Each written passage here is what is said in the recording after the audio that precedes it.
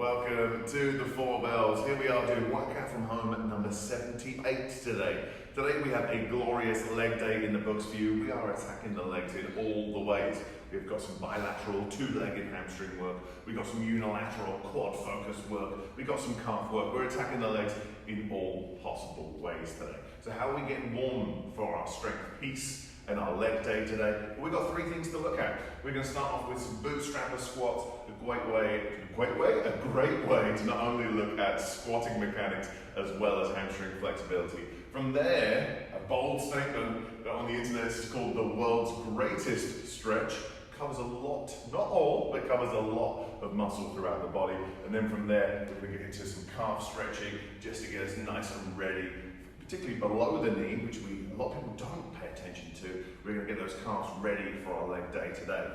Bootstrapper, world's greatest squat stretch and calf stretching. We're going to do those three things 3 times in the warm-up today. Woo. For our warm-up today, 3 movements. We're going to start off with the Bootstrapper Squat.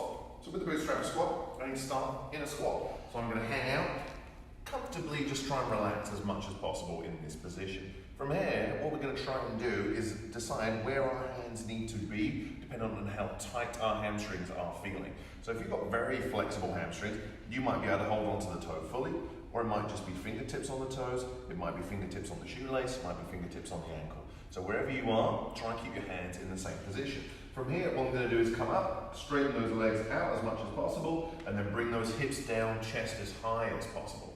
Hips up, straighten out those legs, and then bum down, chest as high as possible. We're going to do 5 bootstrappers. From there, we're going to get into the very self-proclaimed world's greatest stretch. With the world's greatest stretch, we need to start in a lunge position. So that means I'm going to put both hands on the floor. I'm going to have one foot by the hand, and I'm going to send the other leg back. So I'm in this lunge position here. So we've got a little sequence to go through because there's a lot of stuff going on in this stretch. With my right arm, I'm going to bring my elbow to the floor, and then from there, extend up to the ceiling. From there, I'm going to bring both hands down, and I'm going to straighten my front leg out. I come back into that lunge position, elbow down as close as I can, rotate up to the ceiling, hands down, straighten out that front leg. And of course, we are going to do 5 reps of each side. That's the aim of the game. From there, for our calf stretch, you need maybe a door frame or a post. So we're going to make our way over to this post over here. And one of the things is going onto a door frame or a post, I'm going to set the foot up pretty high on the post. From there, as I stand up, I'm then going to push my hip forwards. Should push you into a big, deep, big calf stretch. And we've got a few things to do. One is hump the post. One is go from side to side. One is stir the pot with the hips, and you can play around with what feels most spicy for you. But of course, we're going to do 30 seconds each side. So it's bootstrappers for 5, world's greatest for 5 each side, and then 30 seconds per leg on the calf stretch.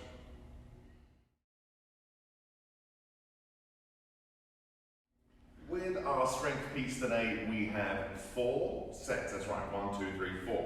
4 sets is what we have today, and each set is 4.5 minutes long, split into 3, 90-second windows of time. So in 90-second block number 1, we are going to do some hamstring curls today. We're doing those for 12 reps. So again, what do you have available to you? Is it going to be a Swiss ball? Is it going to be in your TRX? Could you use some fluffy socks on a shiny floor? Either way, we're going to be doing 12 hamstring curls. In our next 90-second block, we're going to do some reverse lunge from a deficit for 5 each leg, which is a fancy way of saying, can I stand on a small podium or a step and then do my reverse lunges? So we're going to talk about what you should be doing, first of all, before we even think about a reverse deficit lunge, is how is just my regular reverse lunge on the floor. And if you can feel like you can do those very well, we can add deficit in, and then from there, if you're feeling dangerous, we can add some weight to the mix as well.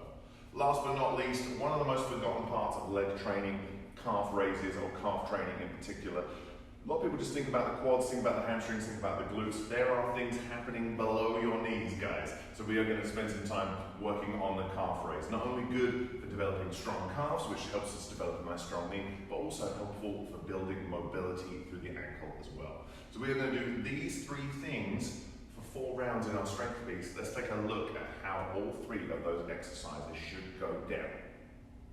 With our first exercise in the strength piece, we are doing hamstring curls. So as always, what do you have available at home? I'm going to use a Swiss ball to demonstrate here. I like the Swiss ball because it adds not only a big amount of hamstring contraction into it, but a lot of stability, and you've got to really stabilize your core, make sure you're not wiggling around. But of course, if you have TRX, like lots of our members do, you can do TRX hamstring curls.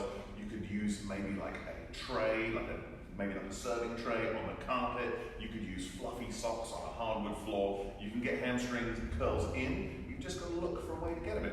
So, from here, when I'm doing my hamstring curl, whether I'm using a TRX or a Swiss ball, it's really about how to anchor the feet in. We want to have the feet maybe a foot or 2 up from the floor. They don't want to be too close to the floor, because the first thing I need to do is bridge my hips up. So I send the hips up to the ceiling. From here, I curl the heels into the bum, contract the hamstring, and I straighten the legs out. We curl into the bum, contract the hamstring as hard as possible, and then we straighten them out. So we're going to do 12 reps of a hamstring curl today. The thing to remember, don't let the hips sag. Try and keep those hips up the entire time. So 12 of your finest hamstring curls.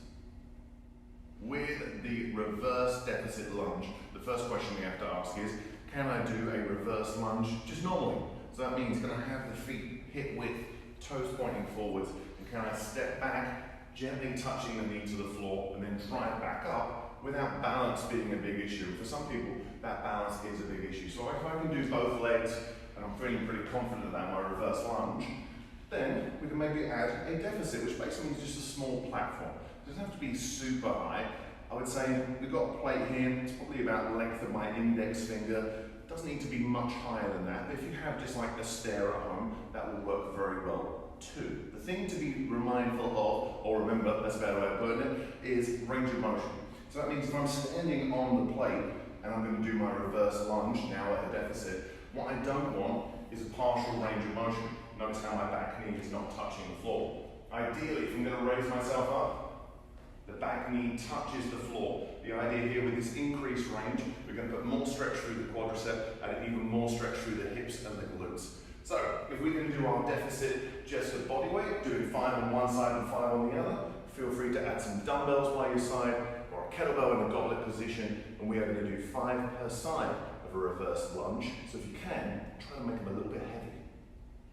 With our calf raises today, we're going to be doing 20 reps. So if you can do them at body weight, fantastic. But also, if we can, we should be adding some weight to the situation if you're feeling dangerous. First thing we need is something to do our calf raises off of. So as you can see here at the gym, I've got 2 plates. But if you're at home, it could just be a step on your stairs, or any kind of step really, so long as it's solid and it's not going to move around on you. So in terms of placement, I'm going to have my feet together, and I also want to be on the ball of my foot. The reason why I want to be on the ball of the foot is so it allows me to sink down, really get a big stretch through the calf, and also allows me to come up onto the toes nice and high. So we want a big stretch at the bottom of our calf raise and a big peak contraction at the top. So I'm going to do 20 reps, and as I said, if this is easy, you can maybe hold a dumbbell in one hand or a kettlebell in one hand, and maybe do the weight on one side for 10 reps, and then switch it over to the other side. Last thing to remember is if I'm holding on to a post or a door frame or something to assist me, I should not turn this into a one-arm chin-up. This guy is just here to stabilize me and stop me from falling backwards. So that's our calf raises today, 20 majestic reps.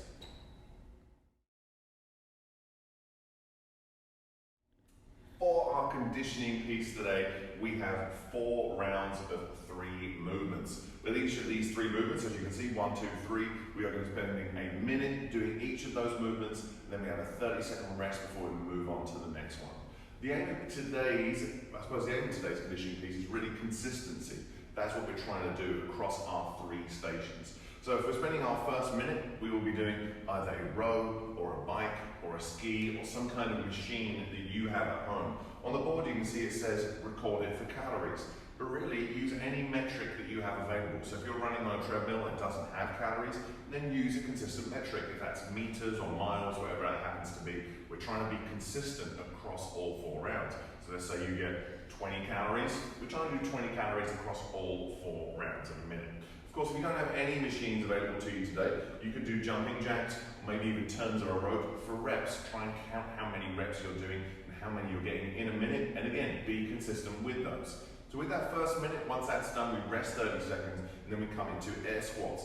We are going to be counting how many air squats we are doing in a minute, and if you're feeling very dangerous, we're trying to do at least one more air squat every single round, if that's possible as well. Again, once our air squats for a minute are done, we rest 30 seconds and we come into a plank on the hands. The idea, very simple, I'm going to plank on my hands, I don't break the plank for a whole minute. Super simple, but simple, as we know, doesn't always mean easy. Let's take a look at these movements and how they should be done today. So as I mentioned, the conditioning piece today doesn't really require too much equipment. Whatever you're going to use for calories, rowing, biking, skiing, whatever that happens to be. And of course, if you're going to use a skipping rope for your skips, of course, if you're doing jumping jacks, nice beautiful jumping jacks, if we're doing high knees, whatever, or even air skipping, that works well too. We're going to count how many reps you're going to do. So, recording our reps from there, we're thinking our next minute we're going to be recording our air squats. So with our air squats, just because you want to move with purpose, just because you want to get a lot of reps in, does not mean we sacrifice the range of motion. So ideally, always trying to get hips as low as possible and then standing up fully. So that means that when we're doing this in our conditioning piece, we want to move with purpose. So that means we should be moving nice and fast, trying to see how many reps we can do in that 1 minute. And of course, in our final minute, it's going to be a plank on the hands. Very simple. Hands come straight down from the shoulders. We're going to corkscrew into the floor, grip the floor with our fingertips, feet together, squeeze the legs, squeeze the bum, brace the abs for impact, and that's when we're going to hang out for a full minute. So it's a minute recording your calories or reps on your aerobic piece. From then, we've got a 30-second break. It's 1 minute of doing air squats for reps, recording your reps as you go. 30-second break, 1 minute plank on the hands, another 30-second break. We're doing that for 4 rounds today. Enjoy your workout. Please let us know how it went. Have a fun one doing workout from home number 78.